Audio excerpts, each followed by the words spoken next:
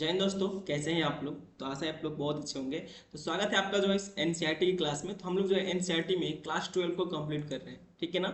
आप सबको पता होगा हम लोग कौन सी क्लास कर रहे हैं। तो क्लास 12 को हम लोग कंप्लीट कर रहे हैं, ठीक है। तो क्लास 12 में जो है हम लोग का ये पार्ट 1 है, इसके बाद हम लोग का पार्ट 2 और पार्ट 3 आएगा, ठीक है ना। तो हम लोग 3 पार्ट में पढ़ेंगे क्योंकि 3 पार्ट में दिया हुआ है, क्योंकि 3 किताबें दी गई है ना। तो एक में जो है हम लोग जो पढ़ रहे हैं फिलहाल में, ये तो प्राचीन इतिहास के बारे में दिया है, और इसमें आर्ट एंड कल्चर भी शामिल है, फिर मध्यकालीन भारत, फिर से मॉडर्न जो है हिस्ट्री है, वो 3 पार्टों में इसलिए बांटा गया है इसमें, ठीक है ना। तो आपको मैं थोड़ा सा इंट्रोडक्शन दे दूं कि मैं जो ये क्लास करा रहा हूँ ना, ये किसके लिए क्लास है मैं आपको बता दूं। तो जितने जितने लड़के जो आरपीएफ की तैयारी कर रहे हैं, ठीक है ना, और रेलवे के अन्य एग्जाम की जो है तैयारी कर रहे हैं, और एसएससी की तैयारी करते हैं, ठीक है। और जो सीडीएस वाले जो लड़के हैं, एनडीए वाले हैं, उनके लिए तो खास करके बैच। बाकी अगर आप स्टेट पीसीएस के, बीपीएससी हो गया, ईबीपीसीएस हो गया, अगर अगर आप उनके भी स्टूडेंट हैं, तो आप निसंकोच इस एनसीईआरटी बैच को और हमारे जीएस बैच को प्रीलिम्स के लिए देख सकते हैं, ठीक है। अगर आपने कहीं मेन से तैयारी कर ली होगी और आपको प्रीलिम्स में दिक्कत हो रहा होगा, तो आप इस क्लास को ज्वाइन कर लीजिए, ठीक है। तो आपको प्रीलिम्स में दिक्कत नहीं होगी, पूरा 100% आपको कंटेंट प्रोवाइड कराई जाएगी। तो चलिए हम लोग चलते हैं क्लास पर। बाकी जो है और सारी जो हमारी क्लासेस होती रहती है। तो क्लास का शेड्यूल है, मॉर्निंग में जो है 7 बजे आपको एनसीईआरटी क्लास मिलेगी, हिस्ट्री की जो भी मिल रही है आपको। फिर 8 बजे जो है आपको क्लास मिलती है एंशियंट हिस्ट्री की, जो अभी जीएस जो है जीएस वाली क्लास है। इसमें हम लोग जो है मौर्य साम्राज्य तक जो है हम लोग पहुंच चुके हैं, और उसी में जो है कुछ टॉपिक को हम लोग को पढ़ना है, फिर हम लोग आगे बढ़ेंगे, ठीक है। फिर हम लोग वहां तक संगम काल का जो संगम जो जो काल है, उसको भी पढ़ेंगे, ठीक है ना। मैं आपको कुछ भी छोड़ने वाला नहीं हूँ, ऐसा नहीं कि आपको कुछ स्किप करके बताया जा रहा है। सारी चीजें आपके सामने होंगी, आंखों के सामने होंगी, आप आराम से देख करके इत्मीनान से पढ़ेंगे, ठीक है। और आप लोग चैनल पर पहली बार विजिट किए हैं तो इस चैनल को सब्सक्राइब कर लें। इससे हमें मोटिवेशन मिलता है, ठीक है, कि मैं आपको यहाँ पर फ्री में पढ़ा सकूँ। नहीं तो फिर मोटिवेशन भी नहीं मिलेगा तो फिर दिक्कत होगा ना। तो हम लोग को भी मोटिवेट होना जरूरी है, क्योंकि हम लोग का मोटिवेशन आपसे जुड़ा हुआ है। तो हमारी क्लास ज्वाइन करते रहिए। कोई डाउट हो तब हमसे पूछिए निसंकोच, हर डाउट के जवाब हम नहीं देंगे तब ना। बशर्ते आपका डाउट जो है डाउटफुल वाला होना चाहिए, ठीक है। बकवास कोई करेगा तो फिर क्या मतलब है, ठीक है, समझ रहे हैं आप लोग। तो हम लोग चलते हैं। तो हम लोग का टॉपिक था आज का हड़प्पा सभ्यता। इसी को हम लोग सिंधु घाटी सभ्यता भी कहते हैं। इसमें जो है हम लोग बहुत सारी टॉपिक देख चुके हैं कि इसका जो है पुरातात्विक स्रोत, और इसका जो है साहित्यिक स्रोत, और जो है और जो चीज़ें हैं जो इनसे यहाँ से जो प्राप्त वस्तुएं हुई हैं, जो मन के हो गए हैं, कुछ अन्य, जैसे कि ये वाला जो बाट माप हो गया, 16 के गुड़ज में ही पाया गया है। इसी से ये लोग क्या करते थे, तो अपना जो है सामान बेचते थे, खरीदते थे। आज आप खरीदते हैं तो क्या किससे खरीदते हैं, तो बटखरा होगा ना, किलो का, 1 केजी का, 2 केजी का। तो समझ में आ रहा है आपको। तो वाली सिस्टम अपनाया जाता है। और देख रहे हैं ना कि आज तो भाई डिजिटल जमाना हो गया है, डिजिटल वाली जो है वो आ गई है, वो वाली। इस पर सामान रखिए और तुरंत आपको क्या होगा, इस पर सामान रखने से आपका वजन पता चल जाएगा, ठीक है ना। तो ये सारी बातें हैं, थोड़ा सा हम लोग और देख लेते हैं जो नेक्स्ट टॉपिक है। इस देखिए ये सारी चीज़ें हम लोग देख चुके हैं कि सिंधु घाटी सभ्यता का आरंभ वाला सिस्टम, ये लोग कैसे रहते थे, निर्वाह के तरीके, फिर से इनकी जो है कृषि प्रौद्योगिकी कैसी रही है, ये भी हम लोगों ने देख लिया है, ठीक है। बाकी सारे टॉपिक हम लोग देख चुके हैं। मोहनजोदड़ो को देख लिए हैं कि मोहनजोदड़ो में क्या क्या बातें गई हैं, दी गई हैं। जो दुर्ग क्षेत्र है, निचला शहर है, इनमें अंतर क्या है, इनमें कौन रहता है, इनमें कौन रहता है, यहाँ पर क्या मिलता है, ये सारी चीज़ें हम लोग जो है कवर कर चुके हैं। तो हम लोग का जो आज का जो मेन टॉपिक है, तो मैं बता दूं,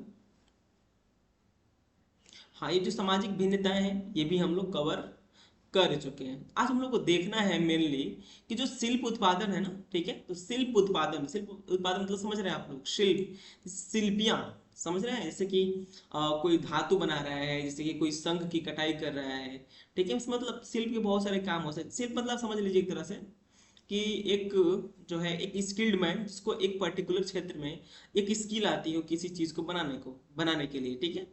जैसे कि सूती वस्त्र के जो कपड़े बना रहे हैं तो वो क्या है, तो एक शिल्प है, शिल्पकार है, ठीक है। बेच रहे हैं वो उसकी बात नहीं कर रहे हम लोग, किसकी बात कर रहे हैं, जो उसकी उत्पादन कर रहे हैं, जो उसको बना रहे हैं, जो कला जानते हैं। चलिए देखते हैं। मानचित्र में दिया है कि चनहुदड़ो को चिन्हित कीजिए। यह मोहनजोदड़ो की तुलना में एक बहुत छोटी बस्ती है। मतलब बताने की कोशिश कर रहा है कि जो चनहुदड़ो है वो क्या है, तो मोहनजोदड़ो से बहुत छोटी हुई बस्ती है। इसको मैंने आपको फिगर में दिखाया ना, इसे वहां पर जो ऊपर दिया हुआ है, रुकिए आपको फिगर दिखा देते हैं, चनहुदड़ो और मोहनजोदड़ो। देखिए ये रहा चनहुदड़ो, ठीक है ना, और ये रहा मोहनजोदड़ो, ठीक है। तो मोहनजोदड़ो जो था क्या था, थोड़ा सा बड़ा क्षेत्र था इसका, और चनहुदड़ो जो है छोटा सा क्षेत्र था।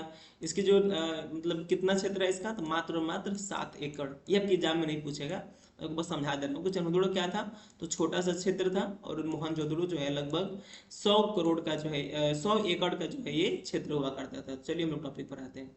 देख लिया आप लोग मोहनजोदड़ो और चनहुदड़ो को, ठीक है।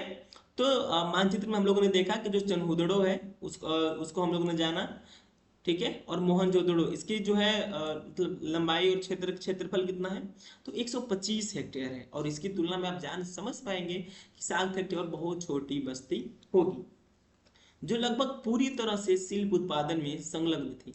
यानी ये बताने की कोशिश कर रहे हैं कि जो चनहुदड़ो वाला जो क्षेत्र है, कौन सा क्षेत्र, चनहुदड़ो वाला जो क्षेत्र है ना, तो यहाँ पर जो लोग जितने भी लोग थे वो किस कार्य में थे, तो शिल्पी कार्य में लगे हुए थे। शिल्प वाले कार्य में लोग क्या थे, तो लगे हुए थे और अपने कार्य इसमें करते रहते थे।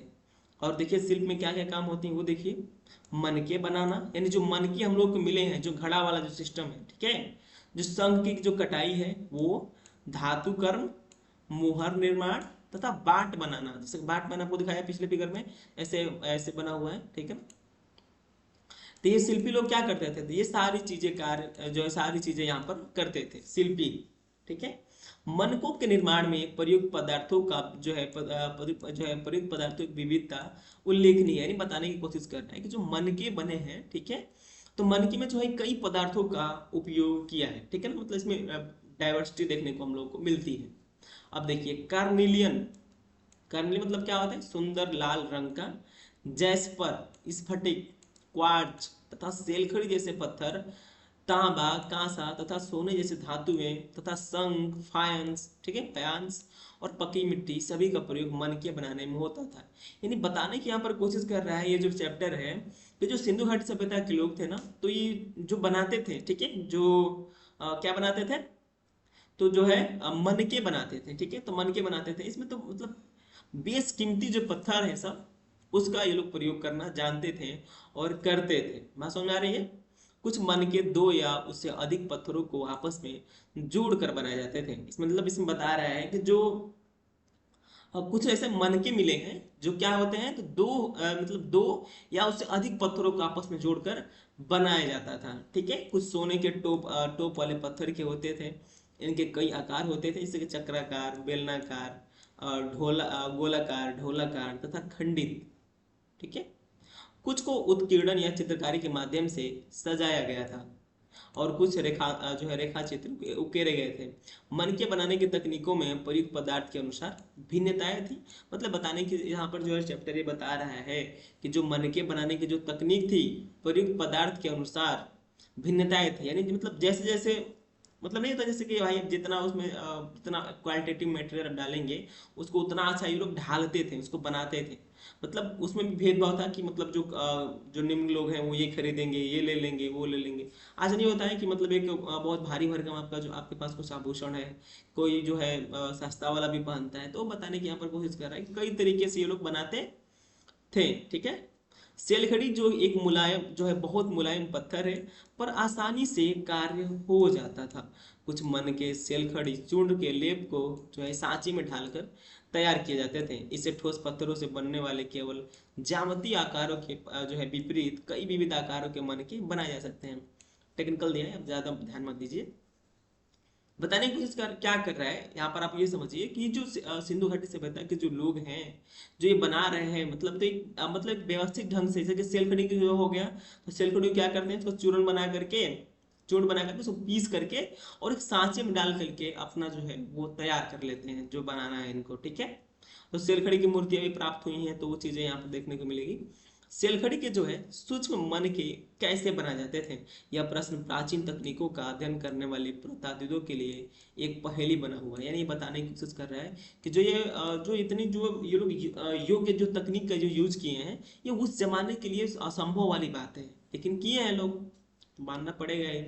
तो जो हमारे आर्कियोलॉजिस्ट हैं इनके द्वारा किए गए प्रयोगों ने यह दर्शाया है कि कार्निलियन का लाल रंग, पीले रंग के कच्चे माल तथा उत्पादन के विभिन्न चरणों में मनकों को आग में पकाकर प्राप्त किया जाता था। यानी बता रहे हैं ये कि जो लाल रंग है और जो पीला रंग है वो कच्चे माल को क्या करते थे ये लोग, तो ये लोग जो है आग में पकाते थे। समझ रहे हैं? ये देख आप यहाँ पर देख सकते हैं कुछ ऐसे जो है यहाँ पर जो है मृत भांड आपको देखने को मिल जाएंगे। ठीक है, पत्थर के पिंडों को जो है पहले अपरिष्कृत आकारों में तोड़ा जाता था और फिर बारीकों से सल्क निकालकर इन्हें अंतिम अंतिम रूप जो है दिया जाता था। घिसाई, पॉलिश और इनमें छेद करने के साथ ही यह प्रक्रिया पूरी होती थी। यानी बता रहा है यहाँ की जो किसके बारे में बता रहा है, शिल्प के बारे में। यहाँ से जो बर्तन मिले हैं, जो अवशेष मिले हैं जिसमें वो लोग यूज करते हैं, उनके बारे में जो ये पूरा जो टॉपिक दिया है जो शिल्पियों वाला, इसमें आप सारी चीजें यहाँ से समझ जाएंगे। ठीक है, जो चनहुदड़ो है, लोथल और हाल ही में धौलावीरा से छेद करने के विशेष उपकरण मिले हैं। अब यहाँ से आपके एग्जाम में क्वेश्चन बना देगा कि जो है हाल ही में जो चनहुदड़ो है, लोथल है, मतलब पूछ देगा कि जो है हाल ही में क्या मिले हैं, मतलब कुछ ऐसे बर्तन कौन, मतलब कहाँ से ऐसे बर्तन मिले हैं जहां पर जो है छेद करके जो है उसे बनाया गया है। तो आप जानेंगे तो लगा लेंगे कि चनहुदड़ो जो है, लोथल है, धौलावीरा है, इन तीनों जगह से मिला है। ऑप्शन दे देगा कि ए बी सी, तो आप क्या लगाएंगे? जानेंगे तो नहीं, जानेंगे तो सोच नहीं पाएंगे कि तीनों होगा, तो कोई एक लगा कर आप चले आएंगे। समझ रहे हैं? तो थोड़ा सा यहाँ से एनसीईआरटी आपको जो है हर क्वेश्चन को समझने की, क्योंकि आज जो क्वेश्चन बन रहा है यूपीएससी लेवल का, तो उसमें भी क्या आपको देखने को मिलेगा, तो जो बेसिक जो पॉइंट है ना, वही लोग वो भी क्या कर रहे हैं, तो पूछ रहे हैं। यदि आप मानचित्र एक में नागेश्वर तथा बालाकोट को चिन्हित करें, आपको ये जो मैपिंग भी तो करा दे रहा है कि जो आप देखिए यहाँ पर दे दिया है और आपसे पूछ रहा है कि नागेश्वर और बालाकोट को चिन्हित करें। यदि देख लीजिए तो आपको देखने में क्या हर्ज है, आप नागेश्वर और बालाकोट मैप में जाकर खोजिए। आइए आपको दिखाते हैं।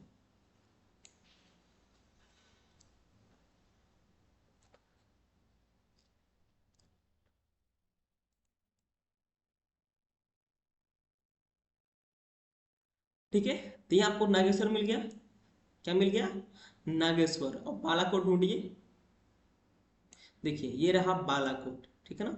तो नागेश्वर और बालाकोट ढूंढ लें तो आपको ये भी पता चल गया ना कि नागेश्वर जो है कहाँ पर है, तो गुजरात वाले क्षेत्र में है। आज का जो आधुनिक जो गुजरात है हम लोगों का, उस क्षेत्र में आपको देखने को मिलेगा। क्या मिलेगा? तो नागेश्वर।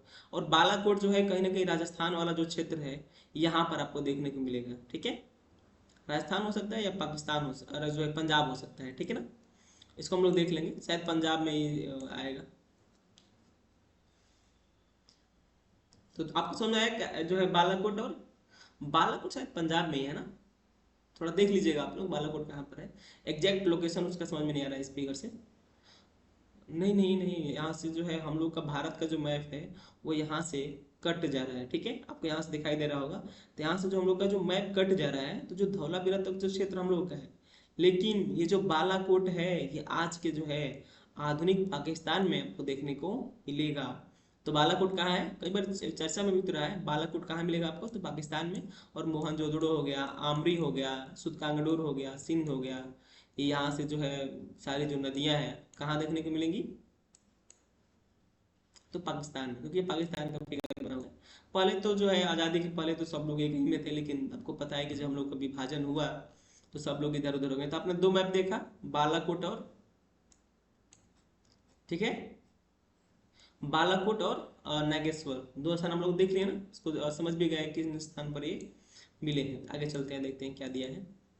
देखिए बिल्कुल घबराइए नहीं, एनसीईआरटी से आपको भागने की जरूरत नहीं है। एनसीईआरटी से आपको थोड़ा सा लड़ना पड़ेगा, सीखना पड़ेगा, समझना पड़ेगा कि इसकी जो मतलब तरीका क्या है इसका पढ़ने का।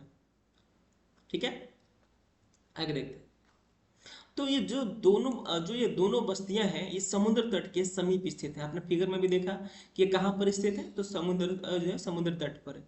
ये शंख से बनी वस्तुएं जिनमें चूड़ियां, करछियां तथा पच्चीकारी की वस्तुएं सम्मिलित यहाँ पर सम्मिलित। अब देखिए ये जो दोनों क्षेत्र है, कौन सा क्षेत्र? तो आपका बालाकोट हो गया या नागेश्वर हो गया। तो जो दोनों क्षेत्र हैं तो ये कहाँ मिले हैं? तो समुद्र के किनारे मिले हैं। तो आपको पता होना चाहिए कि समुद्र के किनारे क्या मिलता है। आपको जो है शंख मिलेगा, कुछ ऐसी जो स्फट मतलब कुछ ऐसी बेशकीमती पत्थर भी मिलते हैं जो समुद्र के किनारे पाए जाते हैं। ठीक है ना? जब जब समुद्र जो है थोड़ा सा सूख जाता है, अंदर वाला हिस्सा थोड़ा बहुत, तो वहां पर जो है कुछ शंख हो गए, कुछ और चीजें हो गई जो क्या मिलती हैं आपको, तट पर आपको वहीं से पड़े मिलेंगे। तो उनका यूज करके ये लोग क्या बनाते हैं, तो जाहिर सी बात है ना, जिसके पास जो सामग्री उत्पन्न जो है उपस्थित होगा वो उसी का तो बना पाएगा। अब आप जो है जो नदी किनारे है, आप उससे कहिए कि आप जो है गन्ना की फैक्ट्री क्यों नहीं लगाते, तो सर समुद्र किनारे गन्ना नहीं उग पाएगा तो क्यों लगाएंगे, वहां पर वो उग जाता है तो लगाते हैं। तो हम लोग गन्ना कहाँ देखने को मिलेगा मुख्यतः, तो हम लोग यूपी पंजाब पंजाब साइड में इस समय आपको जो है इधर आपको देखने को ज्यादा मिलेगा। समझ आ रही है आपको बात, कि जहाँ वो उसकी मतलब वो वहां पर उसकी मिल जो है उत्पादन भी तो है ना। तो याद रखेंगे कौन कौन सी जगह पर जो है चूड़ियां करछियां क्या क्या मिली हैं। तो जो दो स्थल है जो समुद्र तट के समीप है, नागेश्वर तथा बालाकोट, तो उन्हीं से मिला है हम लोगों को चूड़ियां और करछियां। करछियां समझ रहे हैं? मतलब जो सब्जी वब्जी चलाया जाता है, पलटा आपका समझ सकते हैं सीधा। ठीक है, तो वस्तुएं सम्मिलित हैं के निर्माण के विशिष्ट केंद्र थे, यानी ये जो है यहाँ से क्या बनते थे कि स्पेसिफिक जो है सेंटर हुआ करते थे जहां से यह माल दूसरी बस्तियों तक ले जाया जाता था। इसी प्रकार यह भी संभव है कि चनहुदड़ो और लोथल से तैयार माल मोहनजोदड़ो और हड़प्पा जैसे जो है बड़े शहरी केंद्रों तक लाया जाता था। यानी बताने की कोशिश कर रहे हैं कि जो छोटे छोटे स्थान है जहां से ये वस्तुएं बन रही हैं, तो इनको फिर वापस कहाँ लेकर जाया जाता है, तो जो मेन शहर है, मेन सिटी है, जैसे कि मोहनजोदड़ो हो गया, तो वहां पर लेकर ये लोग जाते थे और अपनी वस्तुओं को सेल करके आते थे, बेचते थे वहां पर। आज भी तो होता है, गांव की बहुत सारी जो ऐसी चीजें हैं जो स्वतः गांव में ही उत्पादित हो रही हैं, तो उनको आप बेचने के लिए कहाँ जाएंगे, तो कहीं ना कहीं आप शहर में जाएंगे कि नहीं जाएंगे। तो वही बात है, उस समय भाई वहां पर डिमांड हुआ करती थी, तो लोग वहां पर लेकर जाते थे। तो एनसीईआरटी बहुत अच्छी चीज है, आप इसको पढ़िए। कल से हम लोग जो है उत्पादन केंद्र की जो है पहचान करेंगे कि वो जो है इसमें क्या क्या बताने की कोशिश कर रहा है। ठीक है, ज्यादा पढ़ाने पर आप लोग क्लास कंप्लीट नहीं कर रहे हैं, इसलिए हम लोग जो है मजबूरी है कि छोटा क्लास लेकर आना, नहीं तो हम लोग लाइव क्लास भी पढ़ा रहे थे। ठीक है, यहाँ पर आएंगे तो देखिए कल हम लोग पढ़ेंगे, तो जो है फिगर दिया हुआ है इसको भी देख लेंगे। तो आज के लिए बस इतना ही। आप प्लीज़ इस वीडियो को शेयर करिएगा उन बच्चों के यहाँ जो जो है जीएस में और एसएससी की जो तैयारी करते हैं और कहते हैं कि जीएस जो है हम लोग स्किप कर दें। ठीक है, तो स्किप नहीं करना है, थोड़ा सा टाइम देना है उस पर। Thank you.